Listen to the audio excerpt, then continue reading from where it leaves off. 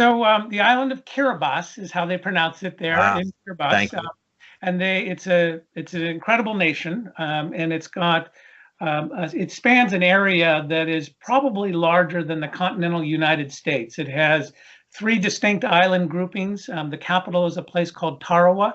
If you were to visit it, it would not look like any other Pacific island you've ever visited. It's an incredibly dense. It's incredibly, in terms of population, the population demographics is very, very young. And it's been described to me as a population density about that of Manhattan. They have very poor water and sewer. The overall GDP is very small. I don't. A few years ago, it was about $1,800 per person per year in Kiribati. So it's a relatively poor country, but they're very rich in fisheries. Oh, I should have mentioned it's a very flat country too. It's I've been there several times, and depending on the tides, they could be washing out roads. One time I was there, it washed out an entire wing of the hospital. And as you say, this is a country that is really on the front lines of climate change, and the new government is trying to figure out ways to address this.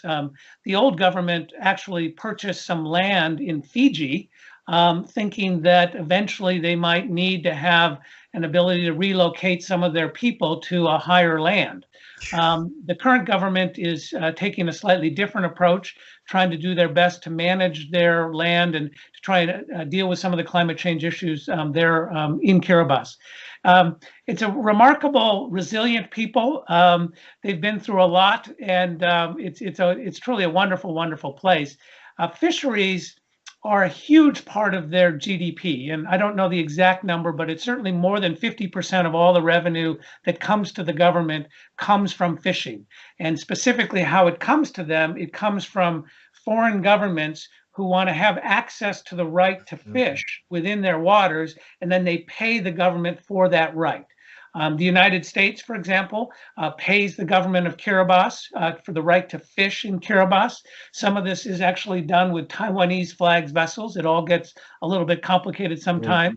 The Spanish are there, the Chinese are there, the Taiwanese are there, and the government pulls in certainly over $100 million, and it's a fairly difficult and highly confidential numbers, but the best estimates I've seen, it's probably approaching $200 million a year comes in from fishing revenue.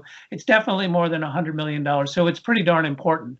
Our project there, they were one of the first countries, and it was really remarkable, to declare a very large part of their ocean off limits to industrial fishing. It was in a place called the Phoenix Islands.